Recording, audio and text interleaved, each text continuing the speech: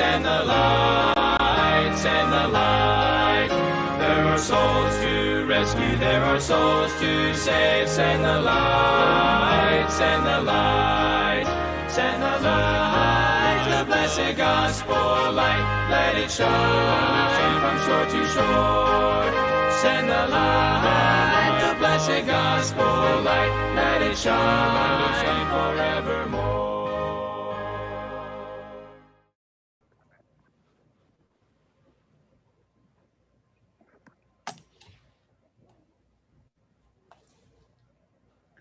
Good evening, everyone, and we're sure glad for those that are joining us for our missionary conversation this Monday night, September 14th, I believe it is. Hasn't these been strange times through COVID-19? I know in the first few months especially, it felt like it was easy to lose track of dates and wonder what day of the week it was or wonder what day of the month it was, and it's been interesting times for sure. I'm so glad that tonight we're getting to talk to Darren and Amanda Dinsmore, who God has taken to the province of Newfoundland and Labrador, and they're in the Labrador part of the province, and so thankful for them. I knew Brother Darren a little bit as a teenager. As a teenager, at times he was coming with a group of teenagers from their church, and he'd come and sing at our new church, our church plant in Richmond Hill, and so that's how I got to know him as a young person.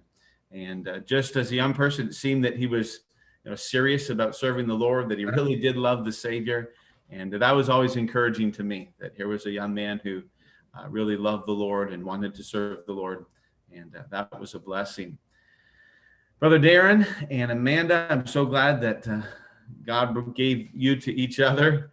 And I want you to tell us a little bit about your family. Tell us, how you met, maybe how long you've been married. Tell us some about all of that, and then we'll talk maybe some about your children and so on, okay? Okay. Yeah, so we've been married now 9 years, and this past August 6th is our anniversary. We've been married 9 years now, and we have 4 boys, and they keep us really busy and life really interesting and fun. And so we like that very much. We met quite a while ago, and basically what happened was I was youth pastoring at a church, and we had started some like college and career meetings and we were inviting different people from other churches around, and that's sort of where I met Amanda. I knew of her through her brother and through conferences and different stuff that we went through. So I knew of her and I was interested in her at that time, but it didn't actually work out. So a couple of years later, I tried again, and I actually employed my music skills like I did singing down in Richmond Hill. We went to Pastor Paul Gibbs's church, and I sang a bit and tried to get to know her a little bit. And so eventually things worked out. Patience and persistence definitely won out there. And at the same time too, I was really praying for God to direct me to the girl that would not only just be a good wife, but I was looking for a preacher's wife. I was looking for a wife that would be a good preacher's wife. So that was my goal, and I think I found that in Amanda. So sort of a bit of the story of how we met. Amen. For those of you that know Pastor Paul Gibbs, who planted a church up in Gravenhurst, Ontario years ago, and we got to help them a little bit. But so Amanda is Paul's sister. Amanda, are you the baby of the family? Yes. You're the baby of the family. And is there two brothers and you? Was there 3 of you? Yes, I have 2 older brothers. Right. And she's from I want you to tell us a little bit, Amanda, about yourself. You've got a good heritage, I believe, a family of, grew up in a Christian home and so on. Tell us a little bit about your background And you can tell us maybe what you thought about Darren and how you eventually succumbed to his wooing. But tell us a little bit about your background and what finally made you go forward with this young man. Okay. Yeah, my parents were both saved in church youth group in Bracebridge, Ontario. And they got married.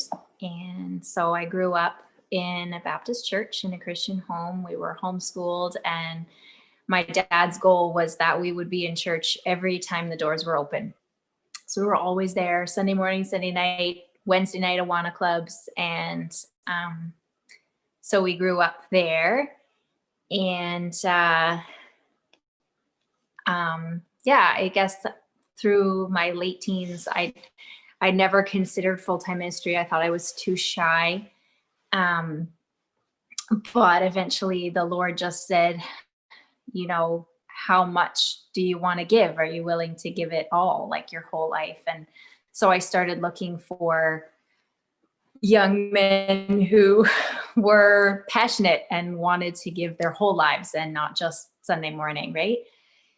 And so I had started praying at the beginning of the summer. Like, I already knew Darren, but I had kind of put him out of my mind. And I'd been praying over the summer, Lord, I think I'm ready. I was 24 and I'd never dated anybody. So I was praying, Lord, I think I'm ready to settle down and see where the next step is going to be. And I said, Lord, please show me who it's going to be. And then out of the blue, it was September 15th. I remember, out of the blue, this message popped up on my computer from Darren, and God said, this is it. And I said, what? Because I hadn't even been thinking about him in particular. And so we started talking, and it was the Lord pushed me, because it's a big decision. And I wanted to be sure, because I'd never dated before, and I didn't want to have to go through a heartbreak or anything like that. So I wanted to be really sure. So there's a lot of prayer went into it. Amen. That's great. That's tremendous. And you just gave really the parents and the single folks that are listening, you gave several good pieces of advice right there. You talked about parents making sure their children are in church all the time, that decision being made, and raising up your children, rearing up your children in church, training them up in the way of the Lord. That's a blessing. She talked about looking for a godly young man and a passionate man that would love the Lord and lead her family, be the leader of the home in a good direction. She talked about praying about it. And I hope you're paying attention to these things that you hear. That's some good advice for sure. And then how about that? Just waiting for the person God said, okay, this is it. And that must have been your only hope, Darren. So that the Lord had something to do with it. And praise the Lord. That's exciting. That's a blessing. Me too. With me and my wife, we're the only person in our life that really, we dated, and began a relationship, and so I'm thankful for that as well. That God kept each of us for the other. That's a blessing for sure. He talked about you being shy and all this, but really, I've found as we've talked to some missionaries and their wives that God seems to have a great way of perfectly suiting people for what God has planned for their life, and probably the area, Muskoka region and so on where you grew up in, and even your personality and your family upbringing, all of that has probably suited you and helped prepare you in some ways just for, who you would marry and where you would end up ministering and serving the Lord, and being in Labrador. It's a unique place, right? Different place.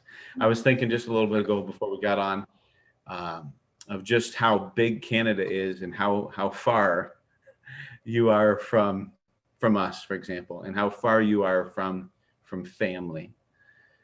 Give us an idea if a person was going to try to drive to the Goose Bay area, from the Toronto area, how far of a drive would it be?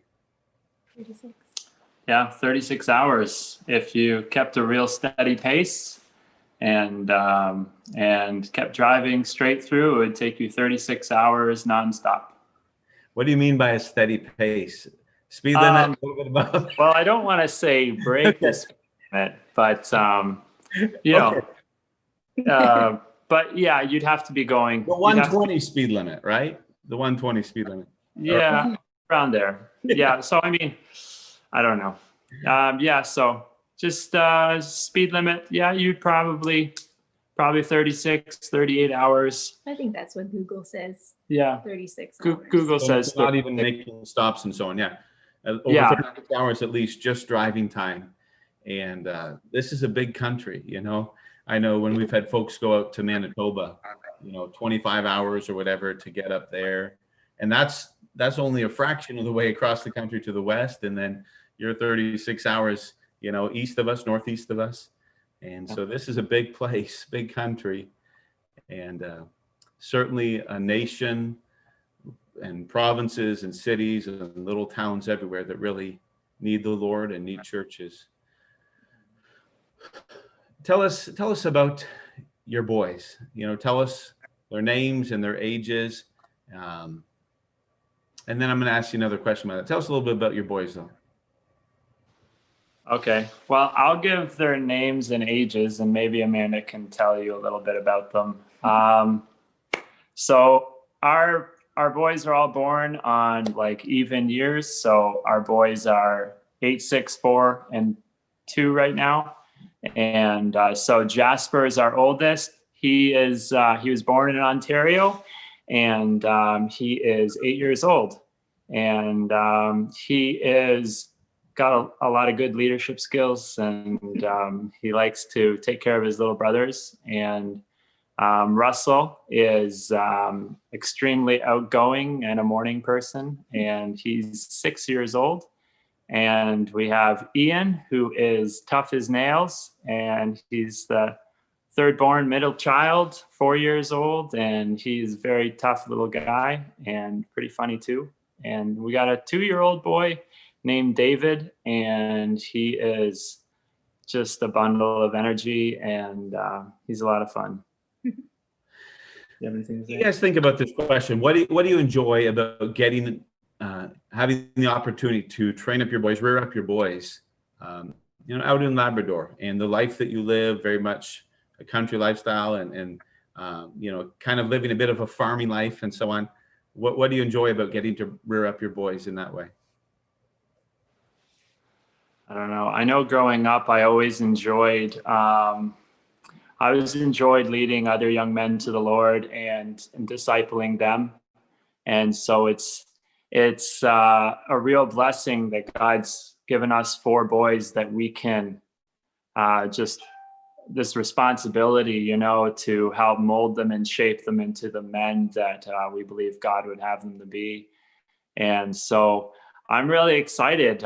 You know, I pray all the time that, you know, they'd all be preachers, you know, even you know, I very much believe in vocational ministry. You know, I think there's nothing wrong with a guy working like Paul did in the Bible to support the church and ministry. So, you know, I think in many ways that enables men to get into a lot of these smaller communities in Canada and have ministries there. So whether they're a full-time pastor or you know, a layman in the church, we just want them to love God and serve God with everything they've got. So that's sort of my game plan when it comes to training our young boys.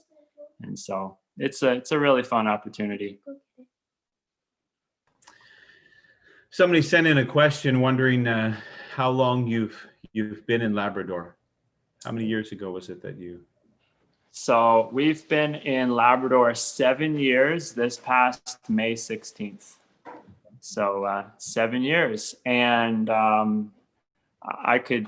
mean, it really feels, you know, 5 years, year 5, year 6, it felt like we were really starting to get into the community and sort of become a part of the community. And now year 7, God has really blessed in some amazing ways. We're really excited about just the fruit that's come from being faithful and sticking with it. It's starting to get pretty exciting. So that's great. Keep some thoughts there in mind, and we'll get you to tell us some more things. Amanda, your mom is waving hello on Facebook to you. Okay, your mom's waving to you on Facebook. She's watching. Very good.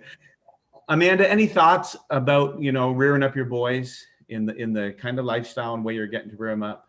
Any thoughts about that? Yeah. Labrador is, when we first moved here, we were really surprised to see how, trying to think of a nice way to say, behind the times, I guess. Like, the internet was kind of a new sort of thing. Some of the towns had just gotten proper high-speed internet, and the way the stores are, like the first time I went to the gas station, I couldn't figure out how to work the pump because it was so old. And so it feels like if kind of stepping back in time, and sometimes that can be kind of fun with raising kids, is that it's very simple. And then being on a farm too, it's also, it feels like Little House on the Prairie half the time out here. So I love that. And I love that there's so much nature and so little distraction, and it's very simple, and it's a good place to raise kids, I feel like. And raising them the way we are, it's like a very special, it's like they're starting their Bible training as preschoolers, and preparing them for lifelong Christian ministry. They get to see it, and we try so hard to show them the joy of serving the Lord, so that they will want the same kind of life. Yeah. Amanda, what are some things you would maybe appreciate about ways that your parents brought you up that are helping you now as a mother in training up your boys? Mm-hmm. Yeah, the homeschooling. I was homeschooled all through 12 grades, and I'm thankful for that. And that for me, it's not easy, but there's less intimidation for me. I can just homeschool, and I know that they're gonna turn out fine. And I'm so glad I was homeschooled. And just making sure that you do follow the Lord no matter what. And I know my parents made some big choices that seemed bold when we were kids and teens, and God always followed through for them and blessed them as a result of some of these things, like missions trips and stuff that we did as teens. And all my mom teaching me how to budget and how to cook and sew and all of those things. I'm so glad she taught me all of those things, because that means I get to be with my boys and not have to get a job. Amen. That's absolutely awesome. That's great. I didn't send them any questions ahead of time. This is just really putting them on the spot, and I appreciate that. And I'm trying to make your mom cry. No. That's fantastic. So let's see here. Brother Aber, you got in a few questions that folks have sent you, I think maybe asking about, Newfoundland, Labrador, maybe the area. Ask some questions maybe along those lines, if you would. Sure. One person I asked, do you guys minister to any First Nations people there in Labrador? Yes, we do. Just north of the church, we have a First Nations Innu Reserve. And so we're able to reach out to some people from there. We've at times had people from there come to our church and disciple them and train them and stuff like that. And so we do reach out to them. So we have the First Nations Innu, and something that's really fascinating about Labrador is that we also have a lot of Inuit people and whole towns of Inuit people here in Labrador. So it's a really sort of a crossing point between East Coast and the North. And so it's sort of a melting pot of both cultures, almost three different cultures here, with the Newfoundland and then the Innu people and then the Inuit people. And so it's a really neat place to be. And so we minister in that way. We also, I take part in a prison ministry here. So I'm able to go in. Before everything started happening, we were going in almost once a week and having meetings with the guys in there that were able to meet with us. And so there's a lot of opportunities to minister to them. And I almost wish we had a guy that could be solely dedicated to Native ministries. Someone perhaps more capable than myself would be a huge blessing. So just putting that out there for anybody that may be watching. It's when you get into much of Quebec and then go into Labrador, obviously it's incredibly remote and the roads are very different than what people are used to in this Toronto area. The biggest city in Labrador would be the Goose Bay area, correct? What's the population of Happy Valley-Goose Bay? The population of Happy Valley-Goose Bay is about between 8,000 and 10,000, I would say. And then you're looking at in the area of all the other smaller towns around it, I would say there's probably between 12 and 15,000 would be my guess. So all of Labrador, there's really only about 30,000 people in all of Labrador. And it's a extremely large place to have only that few people in there. There's a town, just outside Labrador.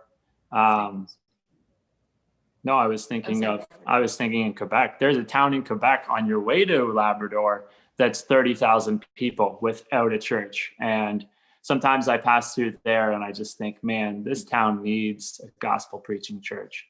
And I mean, even coming all the way through Quebec, there's no independent Baptist church that I know of between us and pretty much Quebec City right now. And that's a 24-hour drive of, from what I understand, no gospel preaching churches. So it's pretty devastating when you look at it that way. Anyways, I got off topic. Sorry. That's all right. What's the name? I've looked on the map before to kind of see your area and so on. And I know that in letters in the past, you've even mentioned it, but what is, maybe it's the reservation area or the village, a little bit north of where your church meets at and north of Happy Valley-Goose Bay. What's the name of that village again?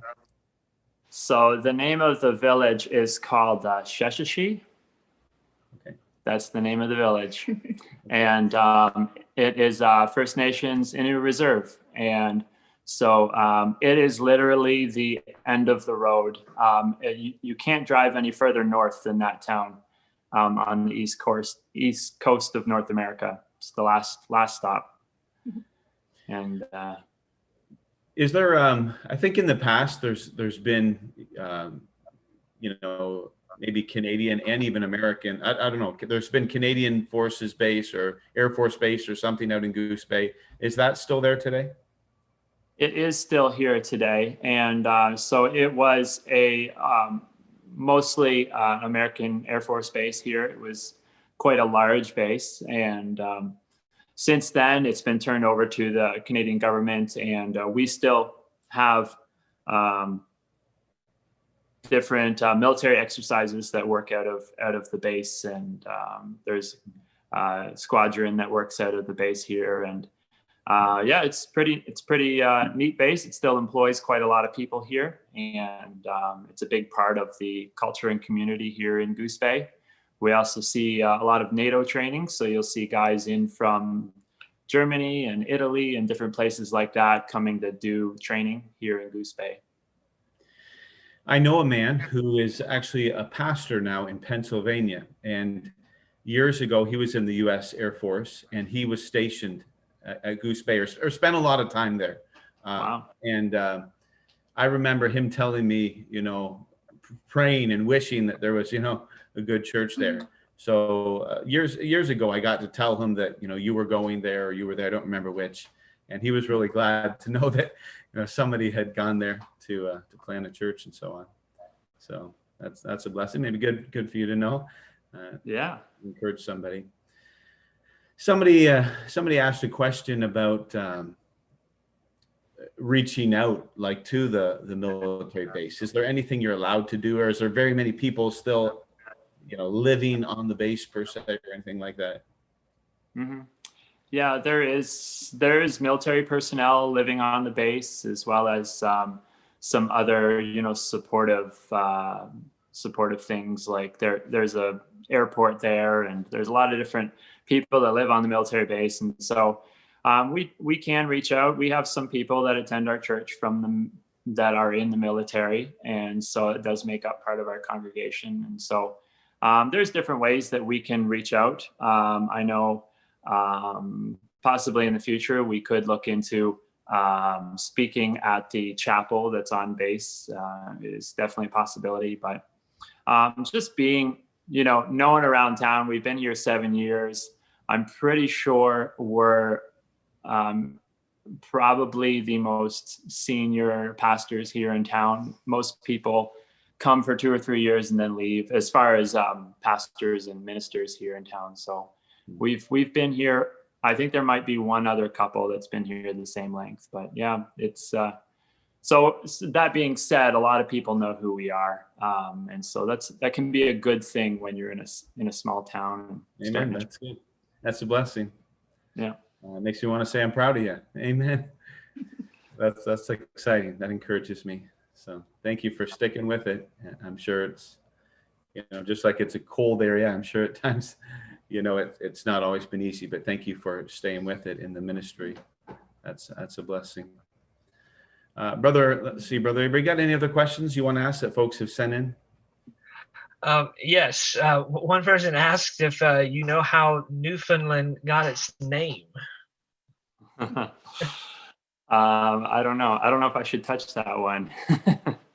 I do not know. Is the Vikings. The Vikings? I think it was the Vikings discovered it. Amanda says the Vikings. Yeah. They also discovered Labrador, but they called it Markland, which means land with lots of trees, which is good for Labrador. Yep. So sometimes you'll see the name Markland on streets or businesses. Yeah. But yeah. Well, the simple answer you could just say is Newfoundland, right? It was the newfound land. Yeah. And that is true. It was the absolutely. As people came across oceans and so on. Mm-hmm. No, I didn't make that up. I probably read it in Louis L'Amour or something. Anyways, that's true. Let's see here. Somebody wrote in Little House on the Atlantic instead of Little House on the Prairie. So yeah. There you go. Tell us more about where you live now, where the church meets, and how the Lord brought about those things in your life. Okay.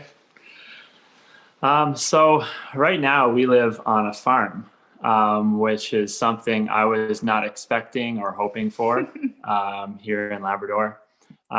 Basically, when we were living at the church property for a time, living in the church building, and that was an experience. And eventually, the town came to us and said, you really can't live here. And so I just started praying, and somehow or another, I ended up calling my neighbor, and he said, Darren, it's funny you called. I was just praying about you. We're selling our house. And I said, oh, really? And he says, yes. Are you interested? I said, well, I'll have to talk to Amanda about it. But long story short, we were able to get this house from him for a reasonable price, which was a huge blessing. And a big part of the blessing is that it's about 2 minutes from our church property, which is nice because I can be there or do maintenance over there if it needs done, and go there and prepare things for Sunday. It's just really nice. And we're about 10 minutes from the center of town, so it's not too far, but it feels like we're in the middle of nowhere out here. We don't really have any close neighbors, maybe a couple kilometers away, right? But it's so that's how we came upon living here on a farm. And I spent different parts of my childhood on a farm, so it didn't seem like a stretch for me to take on, the duties of a farm and have that sort of lifestyle. It's very different for Amanda, as she came from a small town, but she's very much a city girl, I would say. So it's very different for her. And the church property, if it was daytime, you could see the ski hill right out our window here behind me, which is kind of neat because every time I look at the window, I think of God moving mountains, and how he gave us this mountain that is just so bizarre. And so we, through that, it was only year 2. I can't believe I was pretty discontent in year 2. It's year 7 now, but year 2, I was praying, God, like, why aren't you doing anything? Should we leave? Should we find a building in town? And, I said, God, could you please just show us something? And 2 weeks later, a guy came to me and said, hey, there's a guy in town. He wants to give this old ski hill property to a church. Are you guys interested? And I just said, oh, absolutely. The price sounds really reasonable. And so we went through that process, and we sort of brokered that. It took about 18 months to complete. So it was a really lengthy process, but shortly, approaching year 4, we were able to step into this church building that seems like it was designed to hold church. I mean, it has classrooms, it had beautiful bathrooms and a kitchen and a perfect room for an auditorium. And it was just so fantastic. I mean, God, I can't even explain it. I mean, it just is so amazing that he would do that for us here.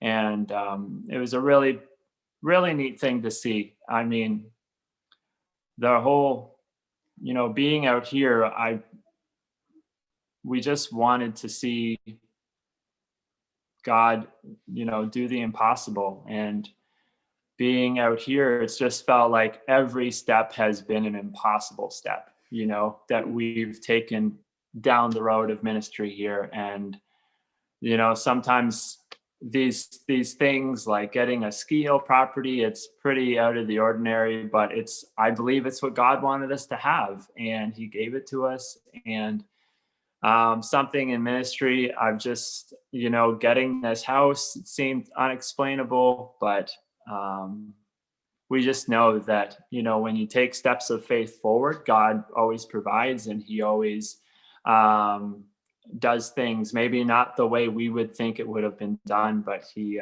certainly is doing pretty neat things here in Labrador. Amen. That's exciting. That's a blessing that the Lord has led you and provided, and you're seeing him, you're trusting him and seeing his hand in things that have been done. That's a blessing. Brother Aber, you got any other questions that you want to go ahead and ask? Yes, I have one other question. One of our teenagers really enjoys trucks. So here I heard you mention the terrain and things. So could you tell us about what the weather's like there, particularly even in the winter, and like the type of terrain in your area? Okay. So he said he likes trucks.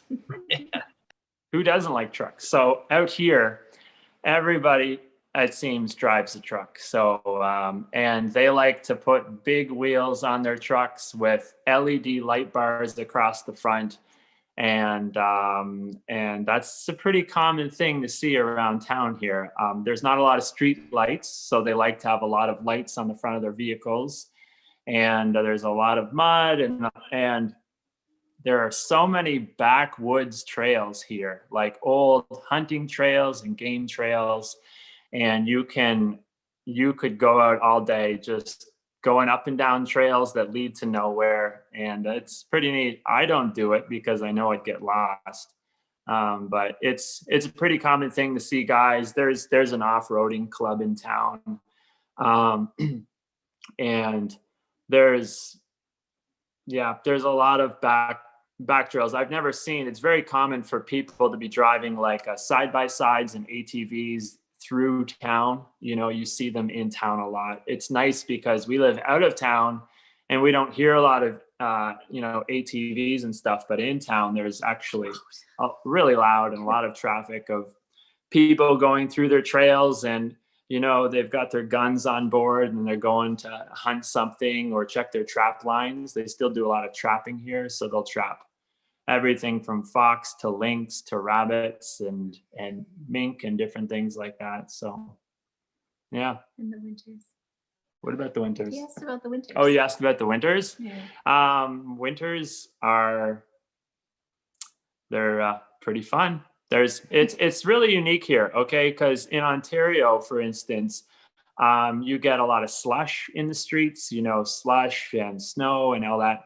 We don't really get slush here. That's something that we don't see. When the snow falls, it stays there. It's very dry and powdery.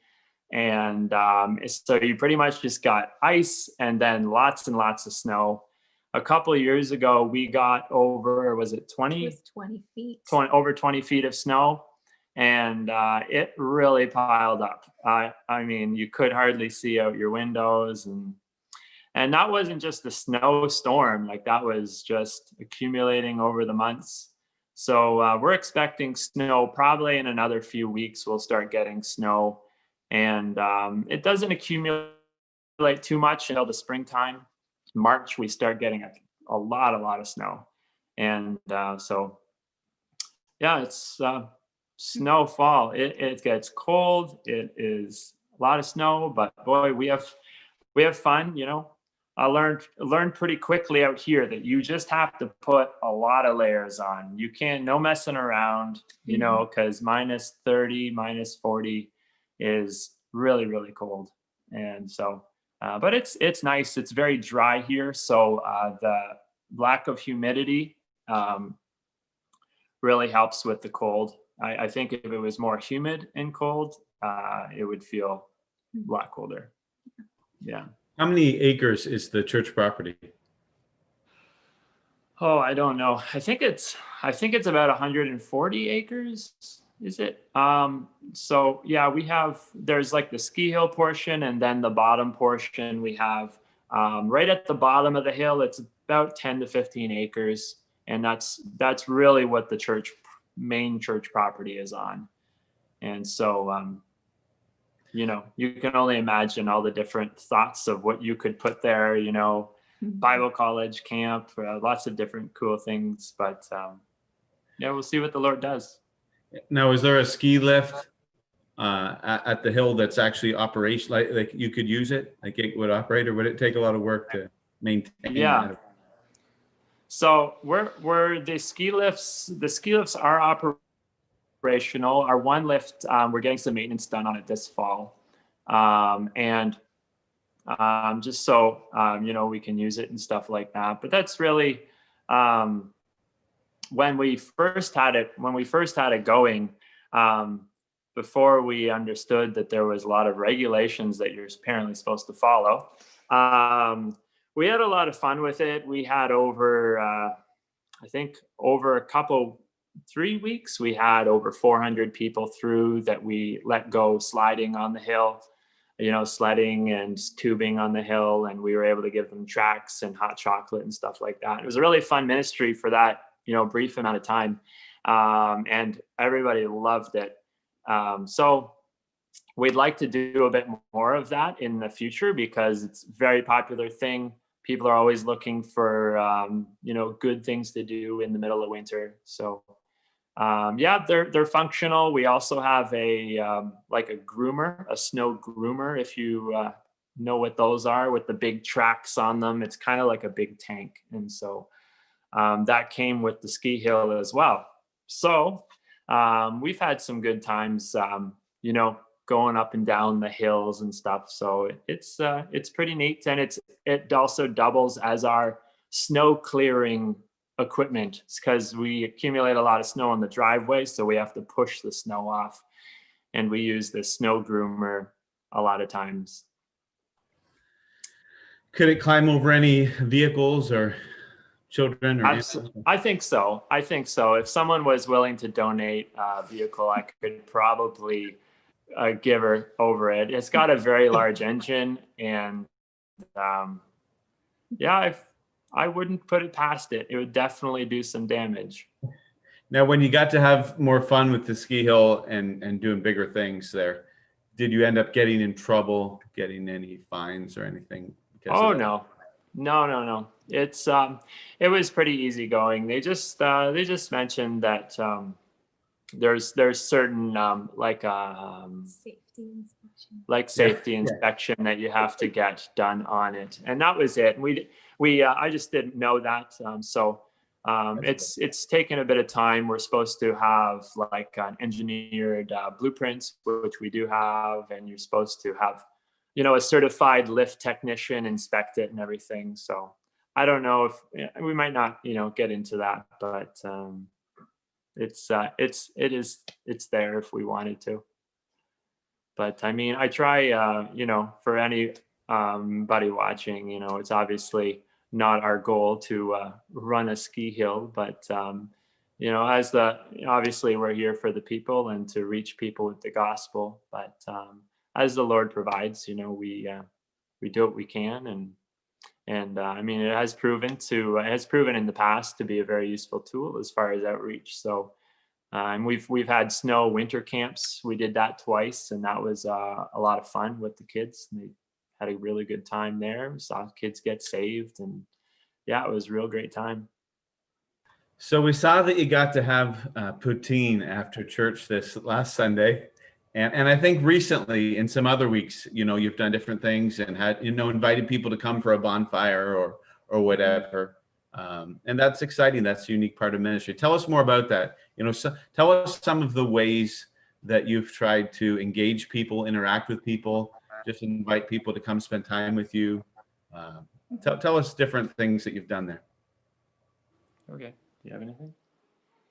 Yeah, well, the bonfires is actually really interesting because in the springtime, we weren't allowed to hold services at the church, but we had this little group of new believers that wanted to grow.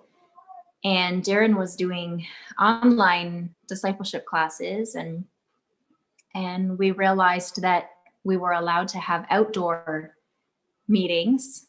And so we started having bonfires every Friday night, and they went all through the summer. We're still doing them.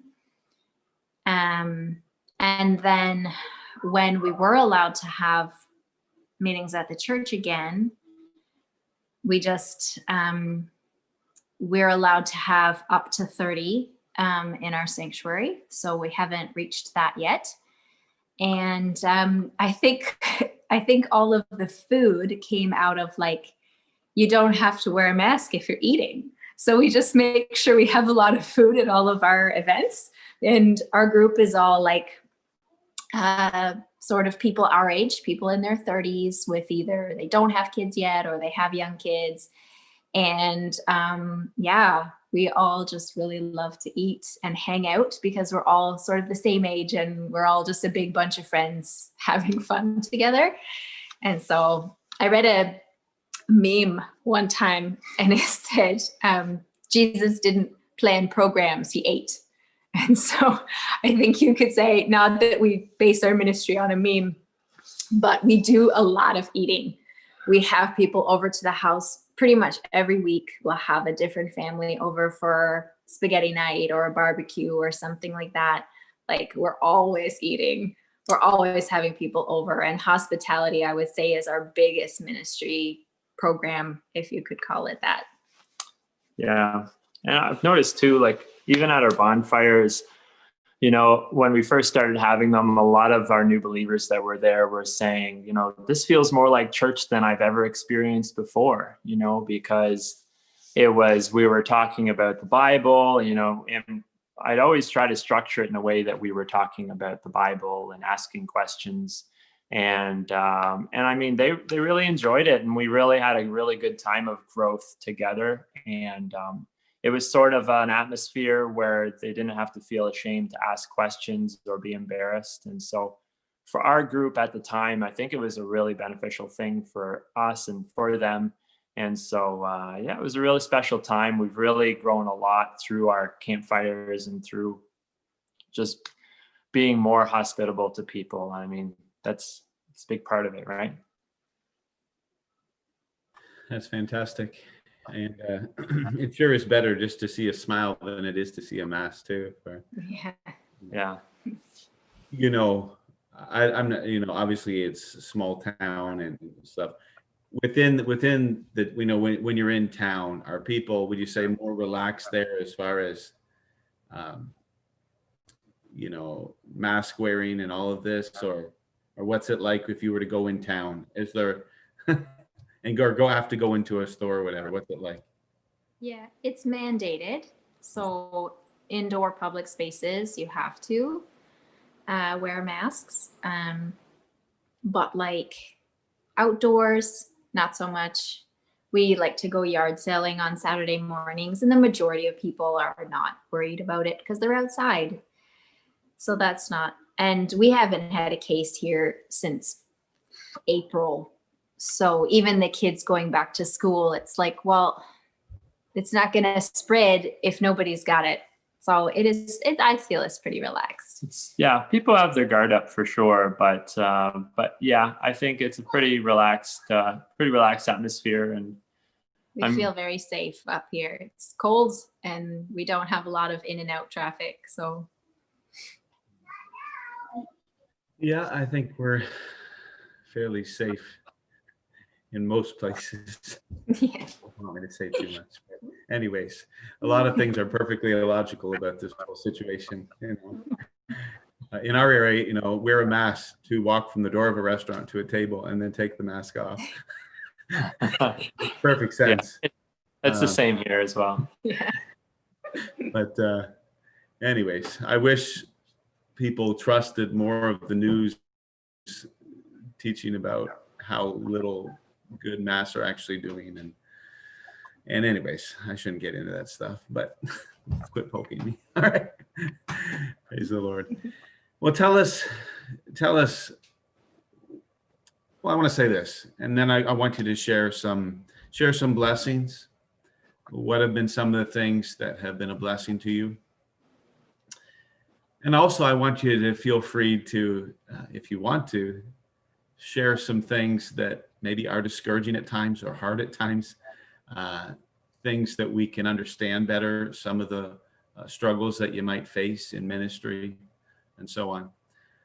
But so you can share some of that, but also share some blessings and so on, and the things that have been encouraging to you.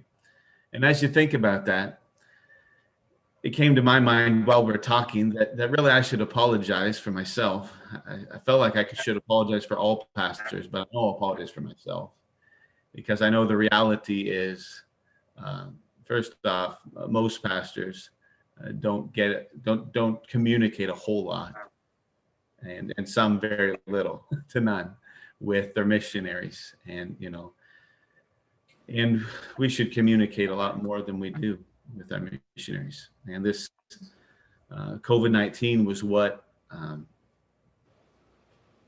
started me trying to create more opportunities to interact with people and help our church people to get to see our missionaries better and know them and try to pray for them more. And so that's what led us to start having these conversations every Monday night, and we've really enjoyed it. And even though it's just one missionary a week and so on, it's still been so fun to kind of chat and get to see people's faces and talk to them about life and ministry and family and everything. And you know, so I'm sorry that over the 7 years, it's hard to believe it's been 7 years, but that you've been there. But I really wish we could have done a whole lot more to help at times, or done a whole lot more to encourage, and than what we probably have done. So, but I want you to tell us, what are some things that maybe are hard at times about ministry, but also what have been some of the great blessings that you've experienced or that you're experiencing right now? Okay. Yeah. So some big blessings. I'll start with some blessings. Oh, maybe I'll do some blessings and then the hard stuff and then some more blessings maybe. So some big blessings have been since the beginning of this year. I don't know why, but it really just feels like God sort of flipped a switch and said, okay, here you guys go. I don't know if God works like that, but it just, we've had a lot of interest in the church just over this past year. And, you know, God has been working in people's hearts. And I really feel like just the Spirit of God has been really getting a hold of a lot of people's hearts here in Goose Bay. And I mean, that's the only explanation I can see for it. I mean, I have a young guy. He's actually a little older than myself, but he is right now.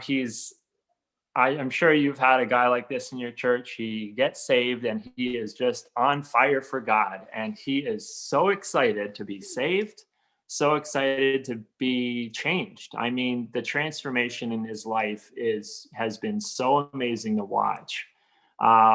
There's nothing else that can light up a pastor like seeing that transformation in someone's life, and knowing obviously it has nothing to do with any of us. It's just God. It's God working in his life, in his heart.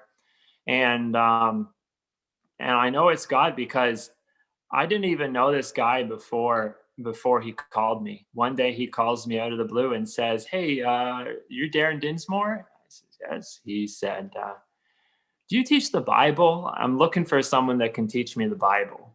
And I said, "Well, that's definitely something if there's anybody here that likes to teach the Bible, I think it's me." And so, we got to talking, and eventually he was able to get assurance of his salvation and come to church. He got baptized this spring along with some other people, and he just keeps growing and growing. And every time I meet, he always just testifies of God's goodness in his life. I mean, he does not stop talking about, where God's brought him from and how thankful he is to live for God. And he says it's just like a light switch turned on in his head. He says, things that I used to think were okay, I don't think are okay anymore. And it's not, he hasn't, in retrospect, like he hasn't spent a ton of time in church. It's just the Spirit of God is working in his heart to where he knows, that's what he used to like, what he used to do is wrong now. And he says, I can't explain it, but I can't watch what I used to watch. I can't listen to what I used to listen to. He's a single guy. He says, I'm not interested in girls like I used to be. I want someone that loves God. And so it's pretty neat. He's been really encouraging to me this year. And we've seen other couples come to Christ as well.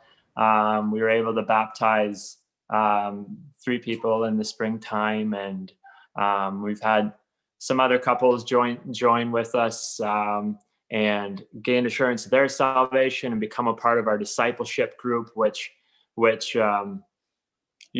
started happening during the whole pandemic thing, just with us focusing more online, and God had been preparing me with my desire to reach out to people on social media, even before all of this happened. So that was a blessing, but I really found just the personal touch of communicating with people and getting to know people, as opposed to just preaching a sermon on Sunday and hoping, they change. So I don't know. I really just tried to reach out to people more and become their friend and help them grow personally with the Lord. And we've seen a lot of growth in a lot of our people. And so it's been really exciting. And now I guess for some hard things, I know there's been some pretty dark years. I'm not going to deny that.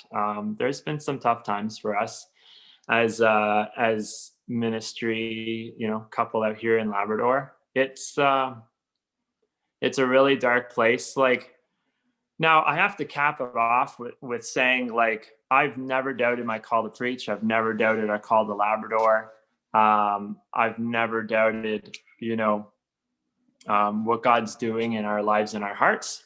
But boy, there's been some challenging times. I mean, so dark, and just feelings of being so alone and so helpless, that you just have no clue what to do next. Like, you know, throw your arms up. I don't know, God, you know, and being in the middle of nowhere, you know, fellowship, we can't go anywhere, you know, that's been really challenging.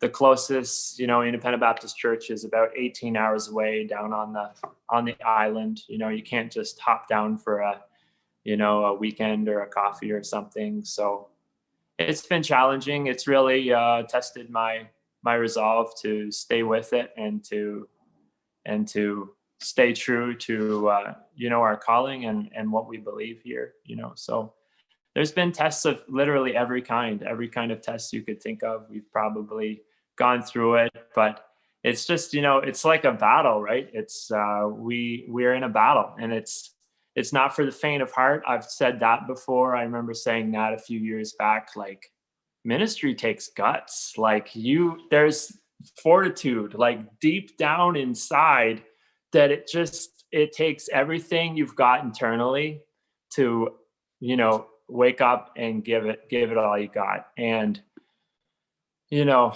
I've always taken the gospel seriously. I've always taken my call to preach seriously. But, you know, as a young preacher, it's that's always, every year I learn, like, wow, it takes a lot of grit to stick with it and to not let go, like a bulldog, you know, just like, not going to let go. I'm going to stick with it. And it's tough. Like, some people look at pastors and say, you know, oh, they never work, or they're lazy people. I mean, like, ministries. Sue, I don't know if anybody watching this understands what your pastor goes through, but it takes grit. It takes hard work. And I feel like I'm out here on a battlefield, like spiritual warfare, just mental strain, you know, cognitive strain out here. It's really intense. And so, and sorting through all of this on your own, you know, knowing to bounce things off of can be challenging. And I don't know, it's not a sob story, but like, hey, you know, it is what it is. And I mean, missionaries way back when, I mean, they did this all the time, you know, they, you know, took all their possessions with them in a 6-foot pine box, right? So, you know, I think I can do what we're doing, keep going forward. So it's been good. But boy, moving forward with ministry here, I'm so excited. I don't know. I'm just on fire for the Lord right now, because God's doing some amazing things. His grace, I mean, that's sort of been a word that I've sort of capped the ministry with, is just God's grace. I mean, you think you know what God's grace is, and then he just surprises you again. Like, wow, he gives more grace. He just keeps giving grace, keeps giving you, when you think you've got nothing left in the tank, he just gives you some more. And boy, oh boy, what a blessing. And I'm excited for what ministry has in store for us in the future. We've got a really good group, a really small, good group. You know, we're about 15 people, but what's so exciting is that these people all want to grow. They're not just like warming a pew for us, but like, they all want to grow. They all want God. They all want to know more about the Bible. Like, it feel like times they're begging me to teach them more. And sometimes I feel incapable, but they just want to know more. They want to tell people about Christ. And I mean, what's more exciting than that as a pastor, right? To have people that want to just grow and serve God. So really excited about these people and that we got with us. I'm so thankful for them. They're all, like Amanda said, they're all around our age.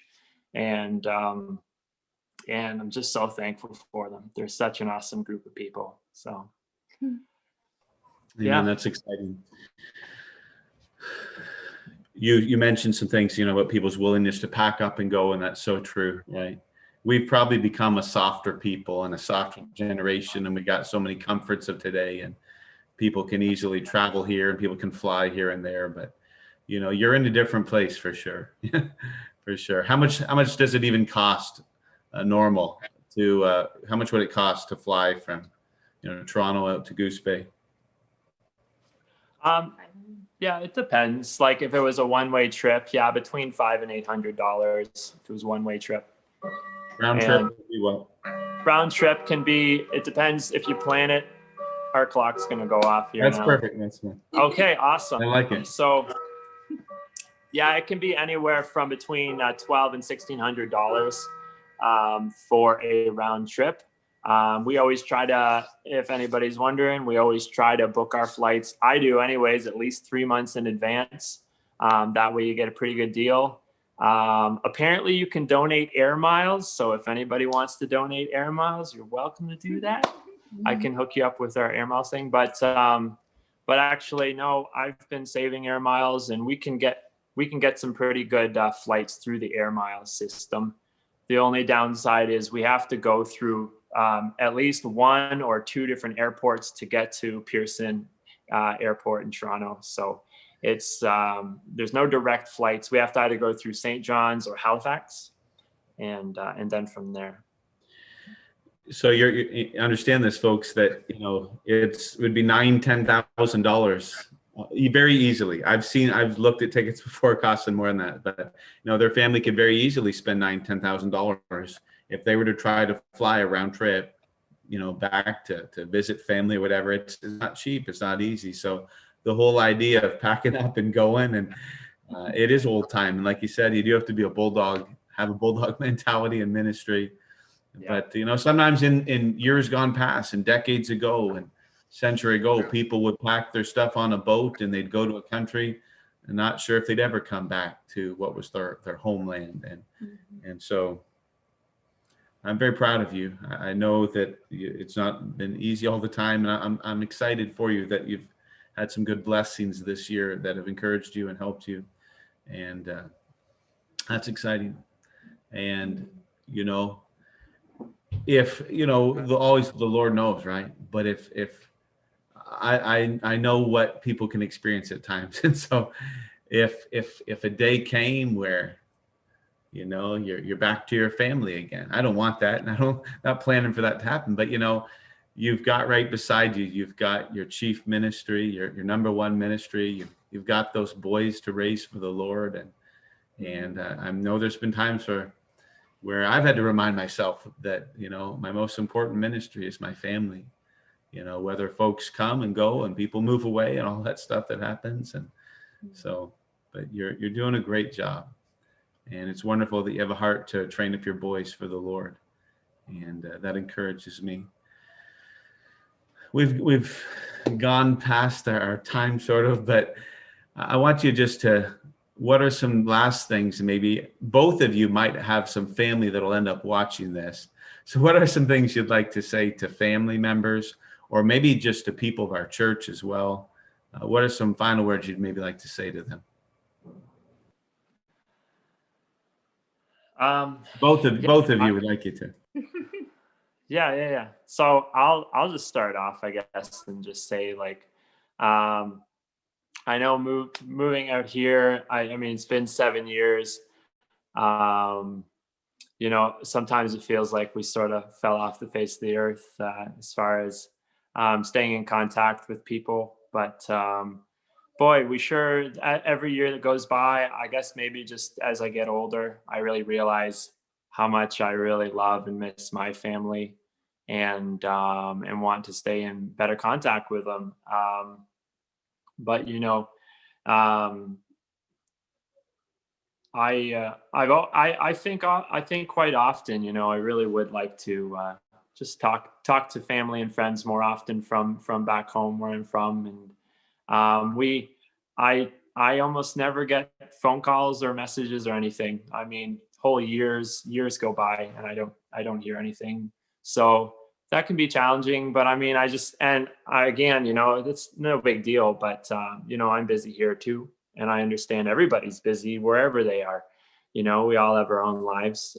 But no, I mean, if anybody's ever interested, whether you're a teen and you don't really know me, or pastor or family member, I mean, please message me. If you want my phone number, you're more than welcome to call me or text me, just get in contact with me.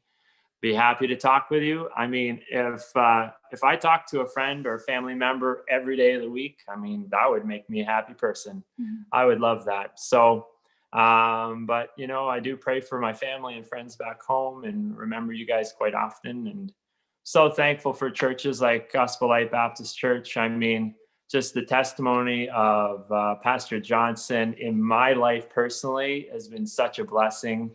And I'm sure, I don't know if he wants me to say that, but boy, I just love his passion for the Lord. And so he's been such an encouragement to me. And honestly, though, you guys really have been such a blessing to me personally, growing up and seeing you guys stick with it. So thanks, guys. Let's hear from Amanda. Oh, I don't really know. Yeah, like he said, I have a few friends who really made a point of keeping in touch, and that means so much. And even a few friendships that have grown since we've come out here, and that means so much. I'm so thankful for those friends, and I try not to miss my family, if that makes any sense. I don't think about them when they're having their Christmas dinner, because that would be hard, right? I don't know. I guess I kind of employ denial. I try not to miss them. But then sometimes I'll have a day and I'll think, what would it be like if we had stayed? Would we be at each other's houses, and what would it be like? And what would it have been like to have my parents close by? My parents are really good about visiting regularly, and that means so much to me. But I try not to imagine what it would have been like to have, people to come and help on my hard days with the kids and the babies coming. But yeah, we really appreciate churches that remember us. That's really big, especially, Huge. The first couple of years, churches are excited about this new missionary on the fields, and then it slowly drops off. And it means a lot to have people checking in on us and telling us they're praying for us, or just even asking about life out here. It means a lot. Yeah. As missionaries, I mean, we know the value of prayer. So when someone says we're praying for you, like it actually means something. It's not just a saying. Like, when someone says they're praying for you, it's because they are. And it really means a lot to us. It really does. Man, I want to encourage the people of our church, especially, to, every week and twice a week now is what we've started. We used to do it once a week, where we would prepare our own missions bulletins. We would take letters from our missionaries and prepare them into one missions bulletin and send that out every week. And now we've started doing it twice a week and sending out these email notes with letters from our missionaries and so on, and pictures and links to videos like this and so on. And I really want to encourage our church people to read those letters and know what's going on in their life, and, watch the videos, send them a note, go ahead and follow them on Facebook or whatever, and message them and whatever. That would be, that'd be encouraging to them. I know it would. I don't got time for you to explain it all, but I'll say too, I know my son will like it, and other people might enjoy it. Brother Darren made some really cool Facebook videos this year. And if you want to follow, find his Facebook page and see some of the videos he made, they were often kind of funny, but yet they were very inspirational and encouraging as well. And I know you use those really to teach some good truth at times as well. And so I don't know what inspired you. I don't got time for the answer necessarily, but those are really cool. And I enjoyed those, and hopefully those even help you in a way in reaching out in your community. But I enjoyed those, just so you know. I thought they were good. Very well done. Oh, thank you. Appreciate Thank you it so much. Well, I know that my family, we read letters when you write them. I watch videos when you make videos and send videos and stuff like that. And we do strive to pray for you. And I know we need to pray for you more. But I hope that you do feel loved. I know they don't have a lot of supporters, financial supporters. He kind of went out there just, young man ready to go, and I'll do whatever is necessary.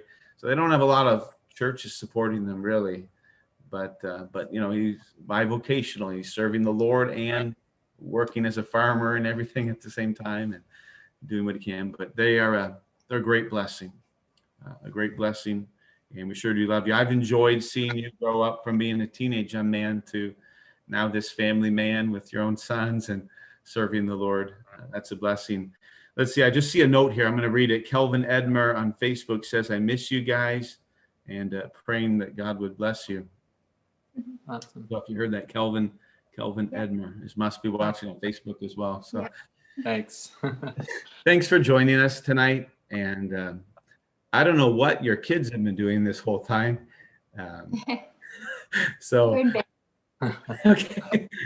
But we appreciate you taking time, and I know you could have spent with your kids and having fun with them or whatever, doing chores on the farm, but you took some time out to talk to us, and I sure do appreciate it. And we do care about you, and to let us know how we can, help you at times. We'd love to do that. So God bless you. Have a good night, and thank you so much for joining us. I know. Good seeing you guys.